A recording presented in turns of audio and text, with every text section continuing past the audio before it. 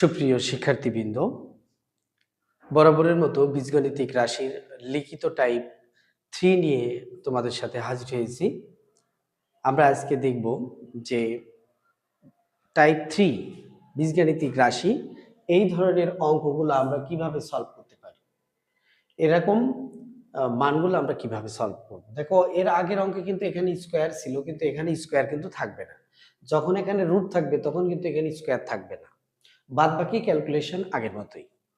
তো আমরা দেখে নিই যে কিভাবে এটা সলভ করতে হয়। এর আগেও আমরা দেখিয়েছি যে আমরা এই টার্মটা এমনভাবে সলভ করব যাতে a প্লাস বি হোল স্কয়ারের সূত্র এটা কনভার্ট হয়। আর আমি বারবার বলছিলাম এই টার্মটা ভাঙার পরে দেখো 3 দুগুণী 6, এই 3 দিব আমরা সামনে, 2 দিব আমরা পরে। বড় টার্মটা সামনে রাখবো। বড় টার্মটা যদি আমরা সামনে না রাখি তাহলে এই আমরা কিন্তু অঙ্ক করার শেষে একটা মাইনাসের সমস্যা পড়ে যাব। তো আমরা রুট দিব, যেহেতু এটা হোল স্কয়ার করা যাচ্ছে না তাহলে আমরা রুট দিব।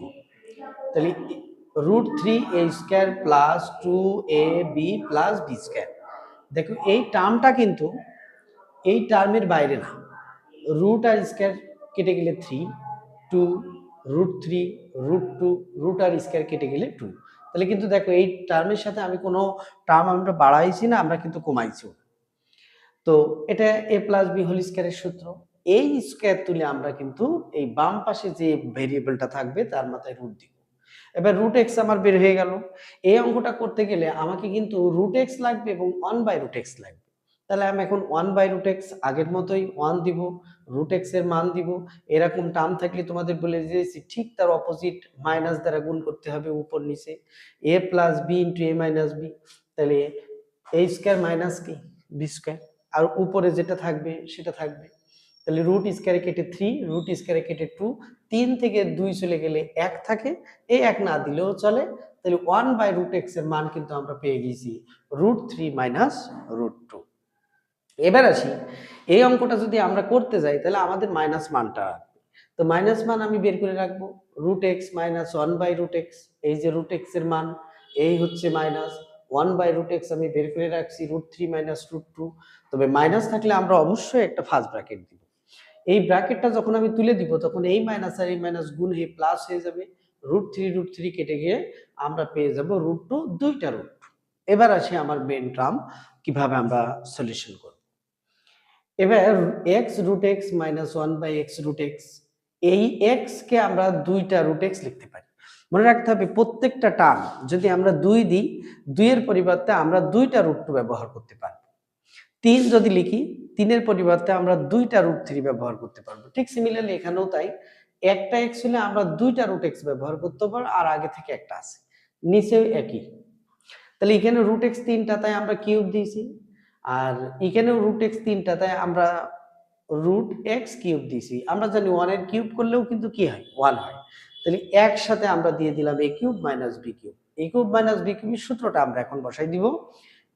আমরা কিন্তু মান নির্ণয়ের সূত্র বসাবো। দুই প্রকার সূত্র থাকলেও কিন্তু আমাদের এখানে মান নির্ণয়ের সূত্র বসাইতে হবে। a মাইনাস b, a বলতে হচ্ছে √x, b বলতে বোঝানো হচ্ছে 1/√x, a minus b whole cube plus 3ab a minus b। তো যেহেতু মাইনাস সূত্র, এখন আমার তো মাইনাস মান বের করাই আছে 2√2।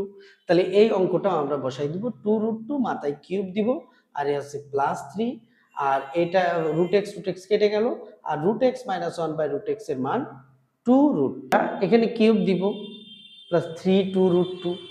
এইবারে যে সমস্যা হয়, এই জায়গাটায় কিউব আছে, এটা কিন্তু সলভ করতে গেলে একটু প্রবলেম হয়ে যায় আমাদের। আমরা যে কাজটা করব, এখানে 3 থাকলেও আমরা একবার 2 আর একবার 1 দিব, মানে একবার 2 বার দিব আর একবার, মানে 2 আর 1 3, এই সেই 3।